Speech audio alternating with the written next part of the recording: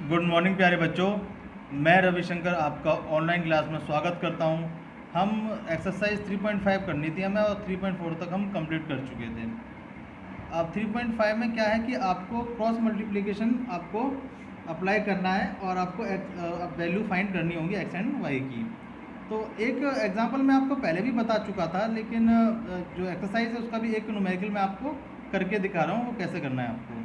तो question number first का ये फर्स्ट पार्ट है, x minus 3y minus 3 is equal to 0 and 3x minus 9y minus 2 equal to 0। ये आपकी first equation है। और ये दूसरी इक्वेशन बनाइए a1x plus b1y plus c1 equal to 0। ये आपकी स्टैंडर्ड इक्वेशन है। a2x plus b2y plus c2 equal to 0। अब आप देख सकते हैं इक्वेशन a एंड b को आप कंपेयर कीजिए। जब आप इनको कंपेयर करेंगे तो आपको a1 a2 b1 b2 c1 c2 ये आपको मिल जाएंगे। आपको वैल्यूज आपके सामने हैं। अब आप क्या करेंगे, a1 upon a2 b1 upon b2 c1 upon c2 ratio निकालेंगे। अब आप देख सकते हैं रेशो निकालने के बाद आपको क्या मिला, a1 upon a2 is equal to b1 upon b2 not equal to c1 upon c2। Therefore the given equation are parallel lines, therefore a has no solution. अब आप देख सकते हैं जो कि आपको सामने से क्लियर नज़र आ रहा है कि ये कंडीशन आपकी कौन सी होती है, पैरेलल लाइंस की। पैरेलल लाइंस में आपको क्या मिलेगा, नो सॉल्यूशन। जब आपको इस इक्वेशन का सॉल्यूशन ही नहीं मिलेगा तो आप फाइंड क्या करेंगे, तो आप इस क्वेश्चन में इस पार्ट को आप यहीं आप स्टॉप कर देंगे। अब आप करेंगे मूव सेकंड पार्ट की ओर।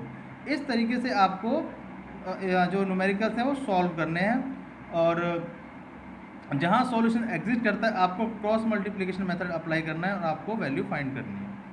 अब बात करते हैं क्वेश्चन नंबर 2।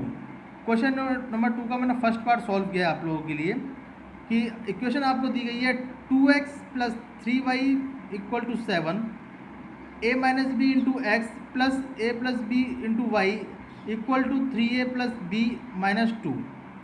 आप पहले क्या करेंगे, आप इसको स्टैंडर्ड फॉर्म में लेके आएंगे। ये मैंने स्टैंडर्ड फॉर्म में लेके आया और उसको नाम दिया मैंने ए इक्वेशन।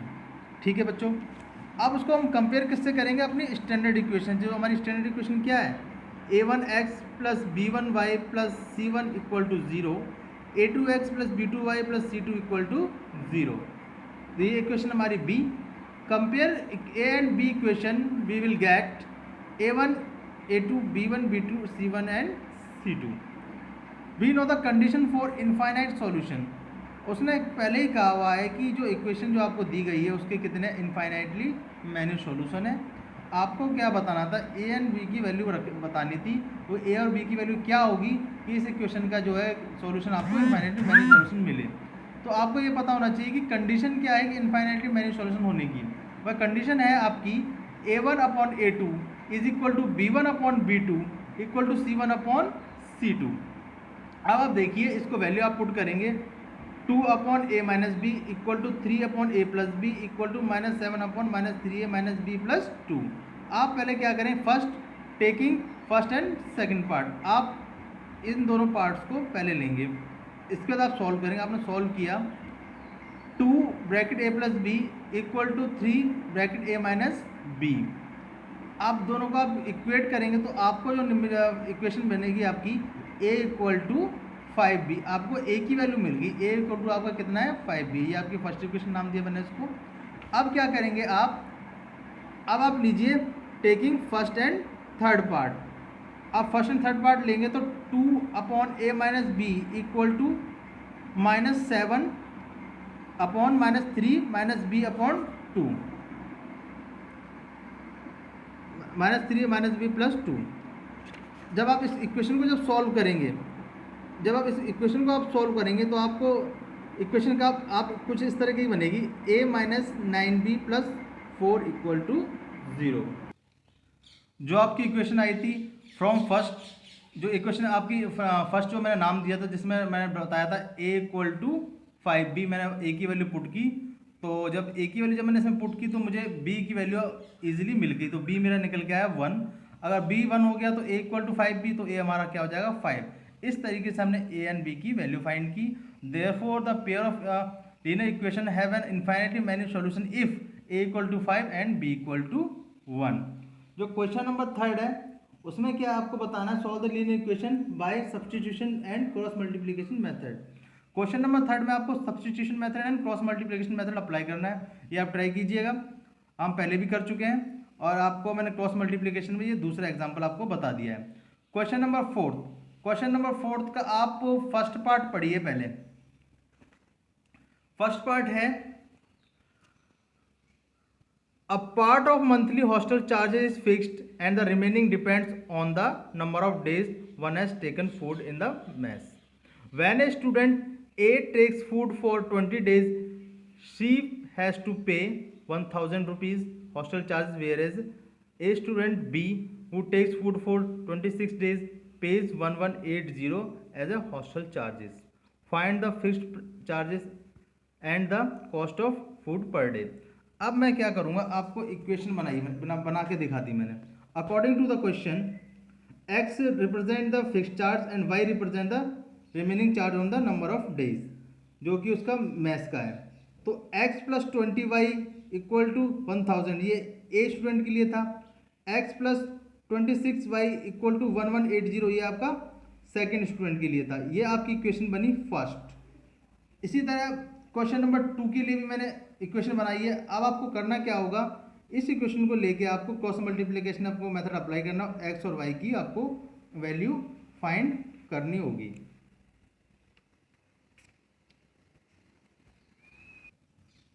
सेकंड पार्ट आप देखिए, x represent numerator and y represent denominator.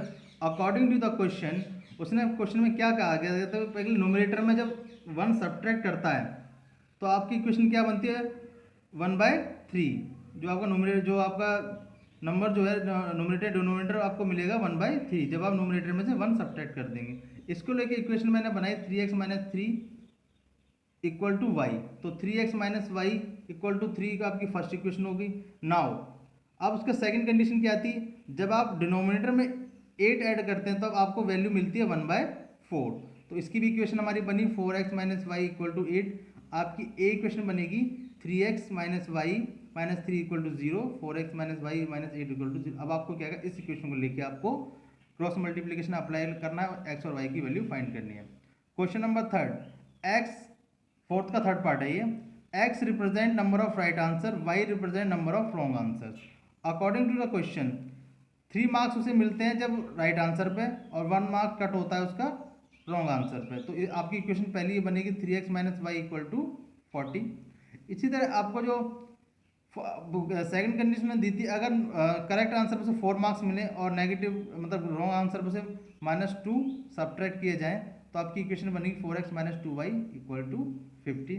तो आपको इस इक्वेशन को लेके भी आपको क्रॉस मल्टीप्लिकेशन अप्लाई करना है और एक्स और वाई की वैल्यू फाइंड करनी होगी। अब बात करें क्वेश्चन फोर्थ का फोर्थ पार्ट, इसमें आपको क्या दिया गया है, एक डिस्टेंस दिया गया ए और बी का। ए और बी का आपको डिस्टेंस दिया गया है, वो कितना 100 किलोमीटर, और कार की स्पीड x है, speed of car 1, y represent the speed of car 2। ठीक है, आपको बस ये याद ध्यान रखना है, ये मैंने x - y x + y क्यों लिया है। x - y जब लेंगे स्पीड, सपोज करो दो कार जो है एक ही डायरेक्शन में जा रही हूँ, सपोज ये भी इसी डायरेक्शन में जा रही है, दूसरी कार भी इसी डायरेक्शन में जा रही हूँ, तब हम क्या करेंगे, स्पीड को हम सब्ट्रैक्ट करते हैं। तो वो हमारे लिए x - y इक्वल टू 20। जब दोनों गाड़ी आमने सामने से आए, सपोज करो एक गाड़ी यहाँ से चली, दूसरी यहाँ से चली, तो स्पीड क्या हो जाएगी, ऐड हो जाएगी। तो x + y इक्वल टू 100, तो ये आपकी स्टैंडर्ड इक्वेशन में लेके आया। अब आपको उसको लेके आपको इक्वेशन सॉल्व करनी है और आपको वैल्यू फाइंड करनी है। अब आपको करना क्या है कि ये तो मेरा वीडियो आपका हुआ एंड। अब आपने क्वेश्चन आप 1 बाय 1 भेज सकते हैं, आपको कहाँ दिक्कत आई, उसके बाद हम उसका भी आपका समाधान किया जाएगा। Thank you very much.